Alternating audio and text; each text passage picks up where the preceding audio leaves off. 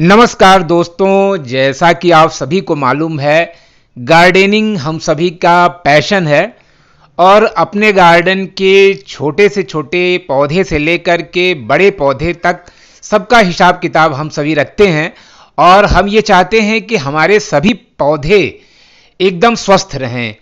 और अगर उनको कोई प्रॉब्लम हो जाती है तो इसका हमें बड़ा दुख होता है और इसकी फीलिंग आप सभी लोग जरूर अनुभव करते होंगे। तो दोस्तों, ये है अलामंडा हमारा, जो काफ़ी खूबसूरत फ्लावरिंग प्लांट है और आप इसका फ्लावर देख ही रहे हैं। लेकिन ये अब इस कंडीशन में नहीं है और इस साल जो इतनी तेज़ गर्मी पड़ी तो इसका असर सबसे पहले तो इसको बचाने की मैंने बहुत कोशिश की, लेकिन कुछ असर इस पर हुआ। और उसके बाद जब पानी बरसने लगा तो इसमें ग्रोथ रुक गई, यानी जो पत्तियां डेवलप होनी चाहिए बरसात के समय में वो बिल्कुल रुक गई।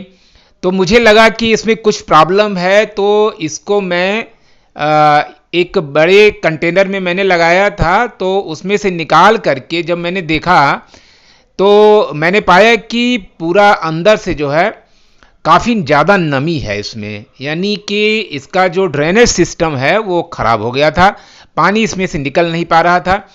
ये है पॉट, इसी में मैंने लगाया था और हालांकि मैंने नीचे होल वगैरह किया हुआ था, लेकिन लगता है कि नीचे के सारे होल बंद हो गए थे।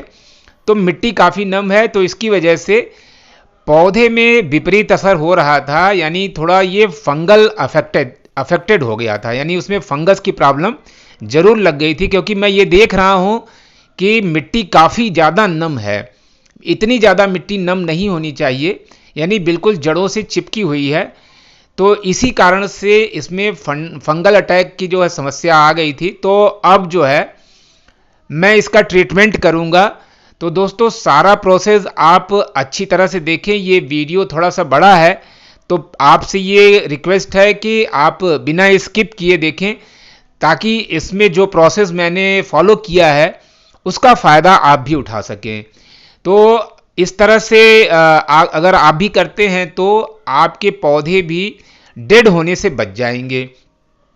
दोस्तों, इसका रिजल्ट मैंने पाया, जिस तरीके से मैंने इसको बचाया है, ओवर वाटरिंग की वजह से जो फंगस की प्रॉब्लम हो जाती है जड़ों में, तो इससे क्या होता है कि जो पत्तियां ऊपर से बिल्कुल गलने लगती हैं, सूखने लगती हैं।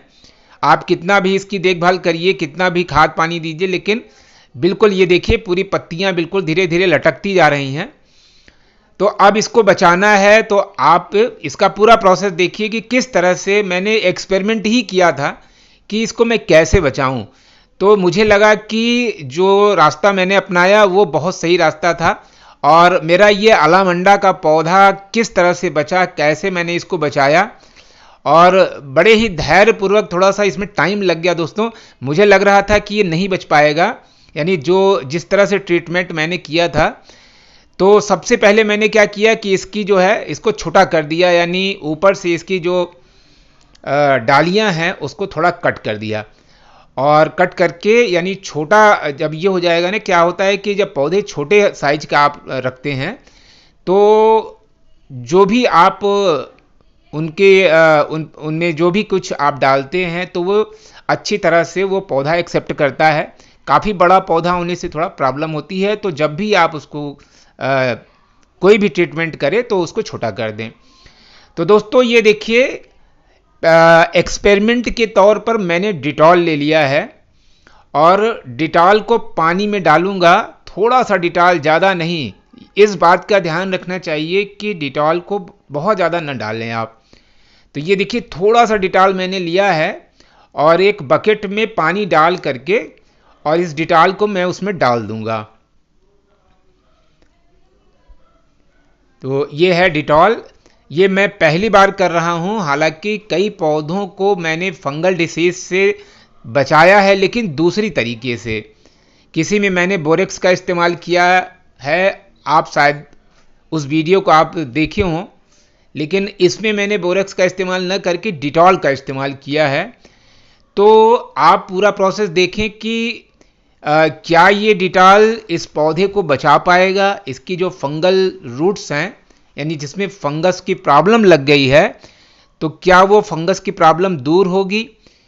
तो मुझे भी नहीं मालूम था कि ये पौधा इस तरीके से बचेगा, लेकिन एक तरीके से मैंने एक्सपेरिमेंट ही किया था। और इस तरह के एक्सपेरिमेंट करना हम गार्डनर के लिए बहुत ज़रूरी होता है। तरह तरह से हम एक्सपेरिमेंट करते हैं, किसी में हम सफल होते हैं, किसी में हम असफल हो जाते हैं। तो आज देखते हैं कि क्या होता है। ये डिटॉल मैंने डाल करके अच्छी तरह से पानी में मिक्स कर दिया है, और अब ये है मेरा पौधा। इसकी जड़ों को पहले अच्छी तरह से मैंने धुल लिया था बहते पानी में, और इसके बाद ये डिटॉल वाले पानी से भरे बकेट में मैंने इसको अच्छी तरह से डाल दिया है। और लगभग 15-20 मिनट तक मैंने इसको, ये जो जड़ है इसकी अलामंडा की, इसमें अच्छी तरह से मैंने इसको 15-20 मिनट तक रखा। और इसके बाद जो है मैं इसको गमले में लगाऊंगा। तो अच्छी तरह से बिल्कुल हिला हिला करके इसको पानी में, इसकी जड़ को अच्छी तरह से, ताकि जितने भी फंगस हैं, डिटॉल के बारे में तो आप सभी जानते ही होंगे, बहुत ही एंटीबैक्टीरियल लिक्विड होता है। तो 15-20 मिनट इसको इस तरह से डिटॉल वाले पानी में रखने के बाद, और मेरे पास ये देखिए क्वायर है, इसको भी मैं डिटॉल पानी में अच्छी तरह से भिगो ले रहा हूँ। अच्छी तरह से इसको मैंने भिगो लिया है। और बगल में आप देख रहे हैं मिट्टी का गमला है। इस बार मैं इसको प्लास्टिक के बकेट में नहीं लगाऊंगा, इसको मिट्टी के गमले में लगाऊंगा। और जब मेरा पौधा अगर जिंदा बच गया तो एक बार फिर से मैं बकेट में ही लगाऊंगा, लेकिन फिर उसके अच्छी तरह से उसमें होल वगैरह ऐसा बना करके कि ओवर वाटरिंग जब भी हो तो पूरा पानी उसमें से ड्रेन आउट हो जाए। ये प्रॉब्लम बहुत पौधों को नुकसान करती है, ओवर वाटरिंग की। स्टैंडिंग वाटर पौधों के लिए बहुत नुकसानदायक होता है। तो आप सभी इस बात को अच्छी तरह समझ लें।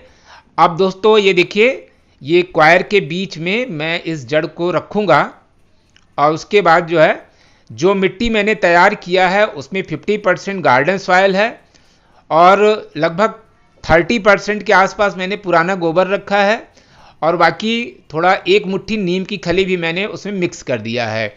और फ्रेंड्स उसमें थोड़ा सा मैंने चूना भी मिलाया है। इन सारी चीज़ों का मिक्सचर ऑलरेडी मैंने तैयार किया था, और अब मैं मिट्टी इसमें डाल दे रहा हूँ, और कुछ नीम की पत्तियाँ भी डाल दे रहा हूँ। ये सारी चीज़ें मैं इसीलिए डाल रहा हूँ कि मेरा ये अलामंडा एनी हाउ किसी भी तरह के तरीके से बच जाए। आप जानते हैं कि जो नीम की पत्तियाँ होती हैं वो काफ़ी फ़ायदेमंद होती हैं, और वैसे नीम की खली भी मैंने 1 मुट्ठी इसमें डाल करके रखा हुआ है मिट्टी में। तो दोस्तों जैसा कि मैंने पहले बताया कि मैं एक तरह से एक्सपेरिमेंट ही कर रहा हूं, और डिटॉल का इस्तेमाल ये पहली बार कर रहा हूं। तो आप भी, जब भी आपकी कोई प्रॉब्लम हो तो आप भी एक्सपेरिमेंट कर सकते हैं। और दोस्तों ये लगभग 1 हफ्ते के बाद अब मैंने इसमें थोड़ा फर्टिलाइज़र के रूप में इस समय बरसात में और कुछ नहीं दे रहा हूं, बस नीम की खली। बरसात में कोई केमिकल फर्टिलाइज़र नहीं देना चाहिए, और न तो कोई ऑर्गेनिक फर्टिलाइज़र, बस नीम की खली आप पौधों में डालें, क्योंकि बरसात का पानी और मॉइस्चर तो पौधों के लिए बहुत ही इम्पॉर्टेंट है। और ये दोस्तों ये देखिए, मेरे पौधे में अब ये देखिए इतनी बड़ी बड़ी पत्तियां आ गई हैं। हालांकि ये पत्तियां आने में लगभग 2 महीने लग गए, यानी पूरा 2 महीने। ये वीडियो मैंने बनाना शुरू किया था दोस्तों जून के लास्ट में, और इस समय अगस्त बीतने ही वाला है, लगभग 10 दिन बाकी रह गए हैं। तो आप देख ही रहे हैं मेरा ये अलामंडा एक बार फिर से फ्लावरिंग करने लगा है। तो दोस्तों ये वीडियो कैसा रहा आप प्लीज़ कमेंट करें, और अपने पौधे को ओवर वाटरिंग से बचाएं। तो अगर ये वीडियो आपको इन्फॉर्मेटिव लगा हो तो प्लीज़ लाइक करें, कमेंट करें, और नए हो तो मेरे चैनल को सब्सक्राइब करें। तो दोस्तों मिलते हैं इसी तरह के किसी अच्छे से इन्फॉर्मेटिव वीडियो के साथ। तब तक के लिए टेक केयर, हैप्पी गार्डनिंग।